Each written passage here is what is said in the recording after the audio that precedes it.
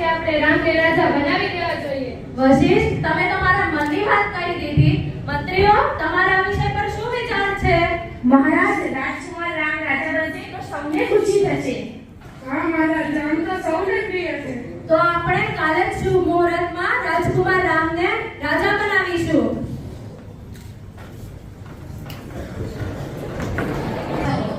આવતીકાલે રાજકુમાર રામને રાજગાદી સોંપવાની છે. શું વાત છે મારા રામને રાજકુમાર! તમે તો સાવ ભોળા છો. જો રામને રાજગાદી સોંપી જ હોય તો બધાની ઉપસ્થિતિમાં કેમ નહીં? જ્યારે ભરત અને શત્રુઘ્ન મોસાળ ગયા ત્યારે જ શું કામ? તો હું શું કરું? તો તમે રામને માંગેલા વચનો હું માંગી લઉં. તમે રાજા દશરથ પાસેથી તમારા વચનો માંગી લો. એ વચનમાં હું શું માંગુ? પહેલું વચન એ કે રામને 14 વર્ષનો વનવાસ અને ભરતને રાજગાદી સોંપવામાં આવે. ભરતને રાજગાદી તે તો ઠીક છે, પણ મારા રામને વનવાસ કેમ? કારણ કે રામ જો અહીં હશે તો રાજા દશરથ તેને રાજ બનાવશે, તેને રાજગાદી આપશે. સાચું, તું જ છો મારી હિતેશી. આપને મહારાણી કઈ કઈ ભોગ ભવનમાં બોલાવી છે. મહારાણી, શું થયું? કેમ તું આ શુભ પ્રસંગમાં દુઃખી છે?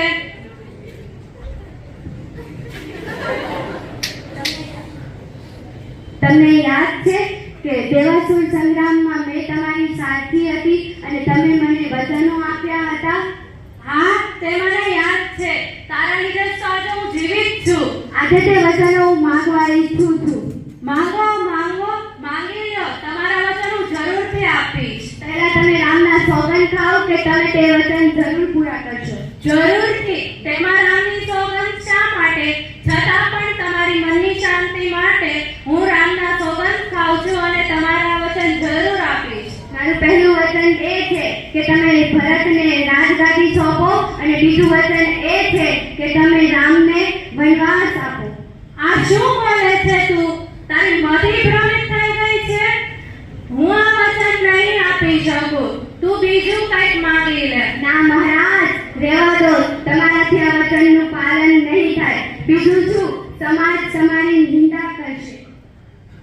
અરે, તું મારો જીવ માંગી લે, પણ મારા રામને મારાથી દૂર ના કર. ના, મારે તો આ જ વચનનું પાલન જોઈએ છે. મહારાજ અત્યારે જ બોલાવે.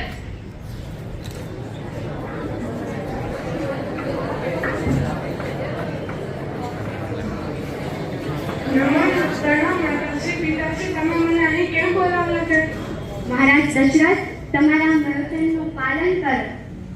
રહેવા દો. તમારાથી નહીં થાય. હું જ કહું.